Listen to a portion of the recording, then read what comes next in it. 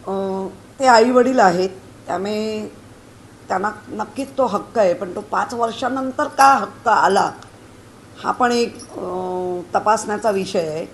की 5 वर्षानंतर 5 वर्षाच्या जेव्हा घडलं, तेव्हा त्यांचं म्हणणं होतं की अर्थात ते तुमच्या मीडियावर आहे आजही. त्यांचं तेव्हाही म्हणणं होतं हे सब झूठ है, उसका उन्होंने किया है आत्महत्या, और हमको अभी तकलीफ मत दे दो, वो तो चली गई. आणि त्यांचं म्हणणं असं होतं की तिने केली आहे.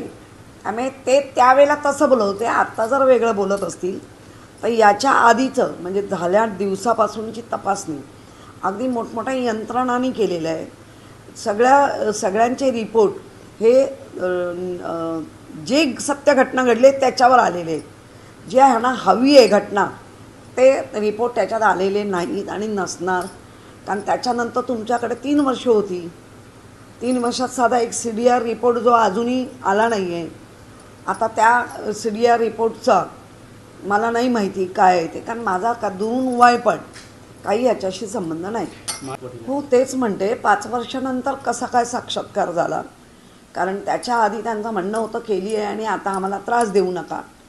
मग आत्ता हे प्रकरण त्यांनी ज्या पद्धतीने कोर्टात, कारण कोर्टात ऑलरेडी ह्याच्यावर काही निर्णय झालेले आहेत. मग ज्या यंत्रणा मोठ्या होत्या, मग CBI असेल, काय त्या सगळ्या यंत्रणांनी आपले आपले रिपोर्ट दिलेले आहेत. नाही, मुळामध्ये झाल्यानंतर 2000 मला वाटतं 20ला झाली. मी मुळातच 2022च्या याला गेली, म्हणजे अगदी फेब्रुवारी वगैरे असेल. आणि त्याच्यानंतर 3-3.25 वर्ष आता लोटत आली. माझं एक ज्या माध्यमातून त्यांची म्हणजे ते येत होते, ते स्थानिक नगरसेवक म्हणून त्याच्या माध्यमातून ते माझ्याकडे येत होते आमच्या महापौर ऑफिसला. आणि जेव्हा आम्ही भेटायला गेलो त्यावेळेला ते स्वतः स्थानिक नगरसेवक होते.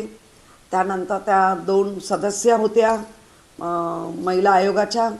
त्यानंतर तिथले स्थानिक पोलीस होते आणि तुमचा अख्खा मीडिया घरात थांबलेला होता.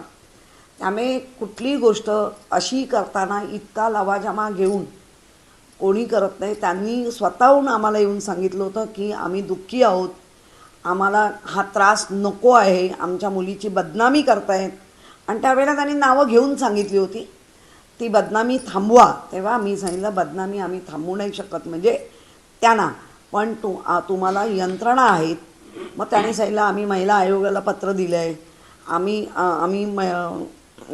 स्थानिक पोलीस स्टेशनकडे जा, महिला आयोगाला पत्र द्या, राज्यपालांना पत्र द्या, पोलीस कमिशनरांना. कारण ह्या सगळ्या यंत्रणांवरती आजही जनतेचा विश्वास आहे आणि त्या विश्वासाला मी तो न्याय देऊ शकत नाही हे मलाही माहिती होतं आणि त्यांनाही माहिती होतं. फक्त निव्वळ एक कॅज्युअल मुलगी गेल्यानंतर आपण जे इतरांच्या घरी गेलो, मी मुंबईत असताना जेवढ्यांचे ॲक्सिडंट झाले, कोणाचे सिलेंडर फुटले, त्या घरात मी पोचली होती.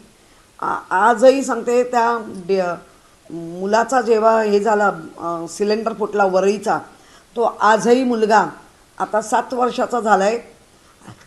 आजही तो मुलगा माझ्याकडे दत्तक आहे. त्याच्यासाठी जे लागतं आहे काही लोक मदतनीस आहेत जे करू इच्छितात शिक्षणाला वगैरे, त्यांच्या लोकांच्या संपर्कात जाऊन त्याला मदत करतो आहे. त्यामुळे ही कॅज्युअल एक मीटिंग होती आणि त्याच्यात एवढे लोक समाविष्ट होते सगळे.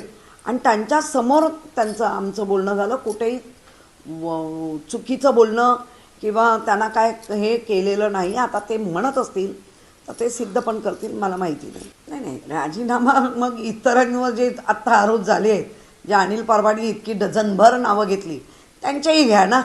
अशा आरोप केल्याबरोबर राजीनामे द्यायला तुम्ही निवडून आणले का ना. मुळात जनतेने दिलं आहे, त्यांच्या विश्वासाला आदित्य ठाकरे पात्र ठरत आहेत. आणि त्यांच्यावरती म्हणजे आदित्य ठाकरे हे आज महाराष्ट्राला काय देशाला कळून चुकलं एक चांगलं नेतृत्व स्वच्छ चारित्र्याचा आहे.